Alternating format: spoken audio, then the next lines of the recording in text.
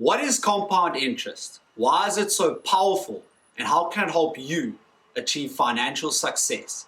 Let's get compounding.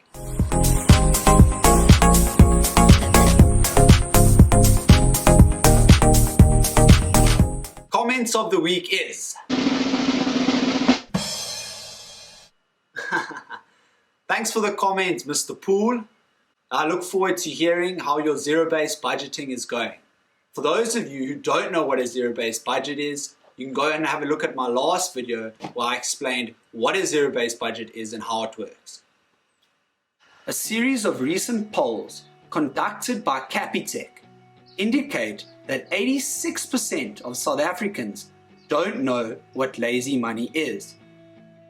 Lazy money refers to money in a transactional account that doesn't earn any interest.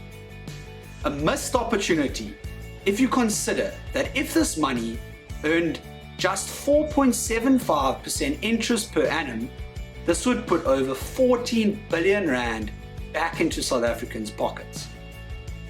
The poll also showed that 40% of South Africans don't have a savings plan, 20% don't even know what a savings plan is, and 59% with a savings plan don't know how much interest they are earning.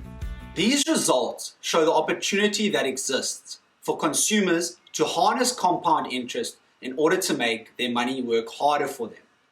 Albert Einstein once said, "Compound interest is the eighth wonder of the world. He who understands it earns it. He who doesn't, unfortunately, pays it." Let's understand compound interest so that instead of paying it, we can earn this powerful force. Compound interest is a simple tool that can be used by anyone to turn a modest savings into a small fortune. In a nutshell, compound interest is when you begin to earn interest on the money you receive, which multiplies your money at an accelerated rate. The value of compound interest is not in saving vast amounts, but it's more about when you start saving. In other words, if you have 500 Rand, which earns 10% interest over the period of a year, you would end up at the end of the year with 550 Rand. Now, taking into account that you don't withdraw any funds from this account, you would earn interest the following year on that new interest you've made.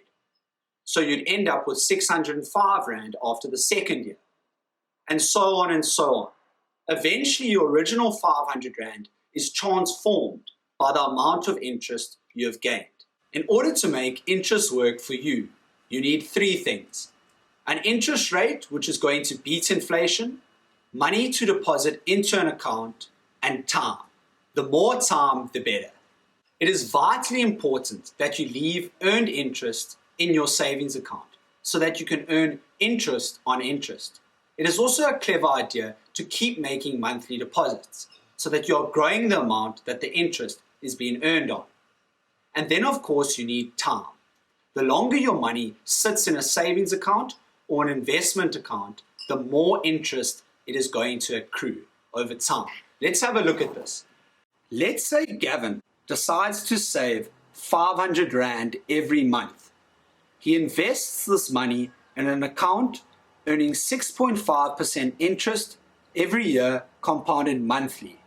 This means interest is added to your account at the end of each month at a rate of 6.5 over 12. He importantly makes no withdrawals from this account until the age of 65. If Gavin started at the age of 35, he would have accumulated a total value of just over 500,000 Rand at the age of 65, only contributing 180,000 Rand in the process. However, if Gavin had started at the age of 25, he would have accumulated a total value of just over R1 million at the age of 65, only contributing 240,000 Rand in the process. Just by starting 10 years earlier, Gavin was able to gain an additional amount of over 500,000 Rand, which is almost equal to the total value of your investment over the first 30 years.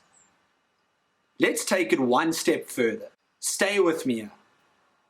What if Gavin started at the age of 25 but was able to increase his monthly deposit by a small amount of 100 Rand every 5 years?